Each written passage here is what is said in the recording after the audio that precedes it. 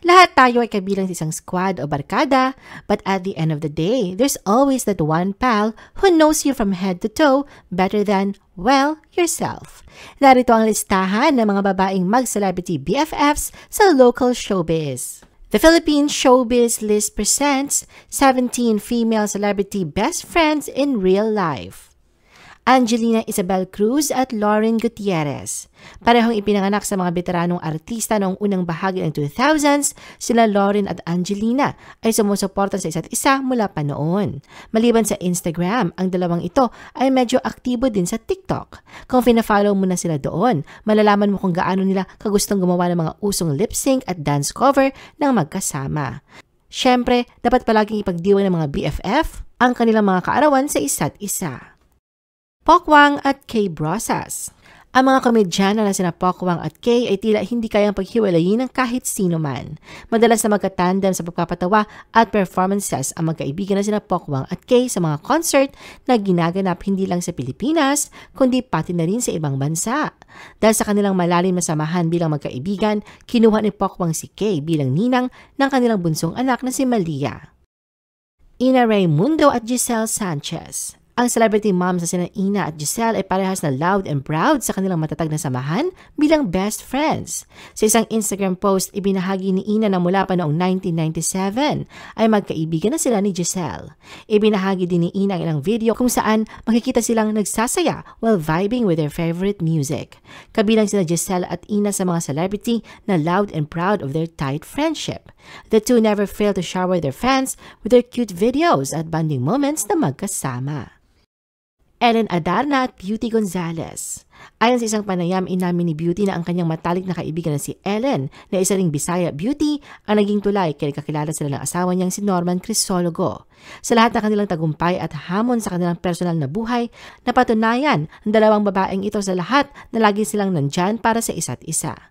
Samantala, very expressive si Ellen sa mga salita kung gaano niya pinahahalagahan ang pagkakaibigan nila ni Beauty. Sa kanyang Instagram account, madalas niyang ipinopost ang kanyang mga larawan kasama si Beauty at palaging may kahanga-hangang caption. Wala man si Beauty sa kasal ni Ellen kay Derek Ramsey sa Bataan, pero ipinakita niya kung gaano kalapit si Ellen sa kanyang puso sa kabila ng distansya. Ipinahayag ni Beauty ang kanyang kaligayahan na ang kanyang anak na si Olivia ay nakalakad sa aisle bilang isang flower girl para sa kasal ni Ellen. Kim Chiu at Bella Padilla. Tinatawag nila ang isa't isa na Torian Twins. Naging matalik na magkaibigan sina Bella at Kim mula pa noong 2017.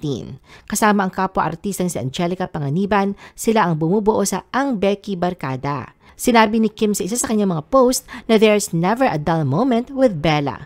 Never a random topic na walang mega tawanan. Noon sinabi ni Kim na sa isang party ng isang common friend ay hindi inaasahang nabuo ang grupong Ang Becky almost 6 years ago. Solenn Yusaf at Georgina Wilson. They're the it besties and they even have a book to prove it. Si Georgina Wilson at kanyang matalik na kaibigan na si Solenn ay nag-publish na kanilang sariling libro na pinamagatang Besties noong 2015. Rian Ramos at Michelle D. Pagta-travel at pagsiswimming ang paboritong banding na magkaibigan na sina Rian at Michelle. Ginagawa nila ang lahat ng magkasama mula sa mga masasayang paglalakbay sa labas ng bansa hanggang sa simpleng pagre-relax at pamamahinga sa mga pool. Siguradong hindi mapaghihiwalay ang dalawang ito. Nag-workout sila para manatiling fit at malusog.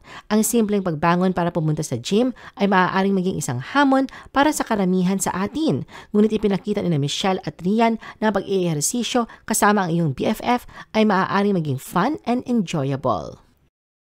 Judy Ann Santos at Beth Tamayo. Noong 2016, matapos ang mahigit isang taon na hindi pagkikita, ay nagkita sa US ang BFF na sina Judy Ann at Beth. Si Beth ay nakabase doon simula pa noong 2008, habang si Judy at ang asawang si Ryan Agoncillo ay nandoon para magbakasyon.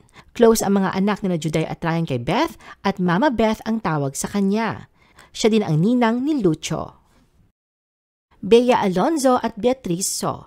Ipinagtanggol naman ni Beatriz kamakailan ang malapit na kaibigan na si Bea laban sa merong something sa karakter mo na komento ng netizen. Ipinagtanggol ni Beatriz ang malapit na kaibigang si Bea sa gitna ng kontrobersyal na hiwalayan ni Bea at ng fiancé nitong si Dominic Roque. Sinagot ito ni Beatriz. Ginagarantiya raw niyang walang nakatagong kakaiba sa karakter ni Bea. Sina Beatriz, Bea at Dimples Romana ay naging malapit na mga magkaibigan mula na nagkasama sila sa pelikulang One More Chance taong 2007. Iya Villania at Nikki Hill. Kahit na ang maid of honor speech ni Nikki sa kasal ni Iya ay nagpaiyak sa lahat, ay masasabing dalawa sina Iya at Nikki sa mga pinaka-wakiest local celebs sa IG. Isang mini reunion ang inihanda ni Nikki noon para muling makasama ang kaibigan at dating katrabaho sa show business si Iya. Kakay Bautista at Maha Salvador. Best friends forever sina Kakay at Maha. Ipinakita ni Kakay ang kanyang pagmamahal kay Maha nung patungo na sa buhay may asawa si Maha. Kung mayroon mang pinakamasaya sa engagement ni na Maha at Rambo Nunez, yun ay ang best friend niya na si Kakay. Juliana Gomez at Claudia Barreto. Gustong-gusto na magkaibigan Juliana at Claudia ang pagpaplano ng mga island getaway kasama ang kanilang barkada at mag-distress sa baybayin. Minsang pinost si Juliana ang pinaka-cute na larawan nilang nag-post sa paglubog ng araw. Hindi sa pag-e-exaggerate kapag sinabi na si Claudia na siguro ang pinaka-encouraging bestie sa mundo. Halimbawa, hindi siya nagkukulang na batiin si Juliana online pagkatapos sa kanyang maraming fencing tournaments. Matatanda ang pansamantalang pinalitan ni Claudia ang kanyang Instagram icon sa isang larawan ni Juliana bilang suporta sa kanyang kaibigan. Magkasabay na dumalo sa prom sina Juliana at Claudia at pareho silang stunning sa mga gown na yon. A few years back, pareho nilang pinagmamalaki sa kanilang mga magulang nang sila graduated with honors sa isang paaralan. Tulad ng inaasahan mula sa isang kaibigan noong bata pa, si Juliana ay may perfect attendance sa lahat ng mga kaarawan ni Claudia. Liza Soberano at Michelle Vito.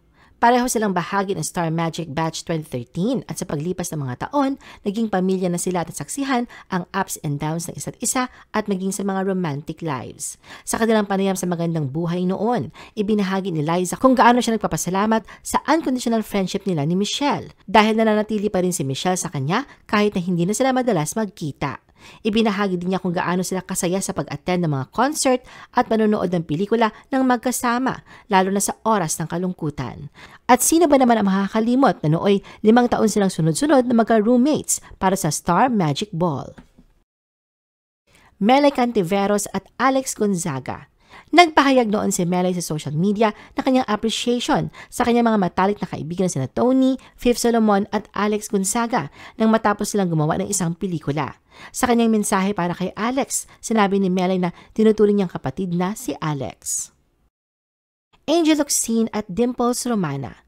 Itinuturing ni Dimples si Angel bilang kanyang real-life superheroine. Siya kasi nagpayo sa kanya ng wisely invest your money at may mga pagkakataon din na inaalagaan ni Angel ang mga anak ni Dimples tuwing abala ito sa kanyang mga commitment o nakikipag-date sa kanyang asawa. Pero ang higit na na-appreciate ni Dimples ay ang katotohanang nandyan din si Angel sa mga mahihirap na oras ng kanyang buhay, gaya noong na-ospital ang asawa ni Dimples para sa throat operation. Nang tuluyang ikasal si Angel kay Neil Arce, isa si Dimples sa ilang bisitang dumalo. Sa kabilang banda, bago ipahayag ni Dimples ang kanyang ikatlong pagbubuntis sa mga tagahanga, isa si Angel sa mga unang nakaalam ng malaking balita. Malaki rin ang naging bahagi ni Dimples sa love story ni Neil at Angel nang tulungan niya si Neil na makuha ang size ng singsing ni Angel noong nagpaplano itong mag-propose kay Angel. Sofia Andres at Catherine Bernardo. Matapos bumuo ng isang bond sa Princess and I, at sa pelikulang She's Dating the Gangster noong 2014, sila Sofia at Catherine ay nananatiling matalik na magkaibigan mula noon. Kahit sa iba't ibang yugto na kanilang personal at professional na landas, their friendship has continued to thrive. Kahit sa kanilang abalang mga schedules, nagawa ni na Catherine at Sofia na patatagin ang kanilang samahan dahil it was a conscious decision for both parties. Siyempre, bahagi ng pagpapanatiling buo ang pagkakaibigan ay ang paggugol ng oras sa isa't isa. Nagpunta pa sila sa Thailand para sa isang triple date kasama si Aris at ang kanilang mga kasosyo noon. Tony Gonzaga at Mariel Rodriguez Padilla. Si Tony Gonzaga ay nagpadala ng bulaklak kay Mariel sa gitna ng kontrobersya matapos na nagpa-IV therapy session sa loob ng opisina ng Philippine Senate si Mariel kamakailan. Ang ginawa ni Tony na pagpapadala ng mga white tulips kay Mariel ay patunay ng tibay ng pagkakaibigan nila. Ibinahagi ni Mariel sa kanyang Instagram ang isang heartfelt card na nagpapahayag ng suporta ni Tony sa mga panahong ito ng pagsubok. I-post ang inyong comments at reaction sa baba. At huwag kalimutan na i-like at i-share ang video na ito. Gusto mo pa ba ng ibang showbiz videos? Panoorin ang aming iba pang top viewed videos. Para sa aming mga YouTube viewers, pumunta lang sa description ng video na ito o i-click ang link sa itaas ng screen. Para naman sa mga Facebook viewers, ay maaari ninyong hanapin ang mga link sa comment section ng video. I-follow nyo din kami sa Facebook at mag-subscribe sa aming YouTube channel. Thanks for watching!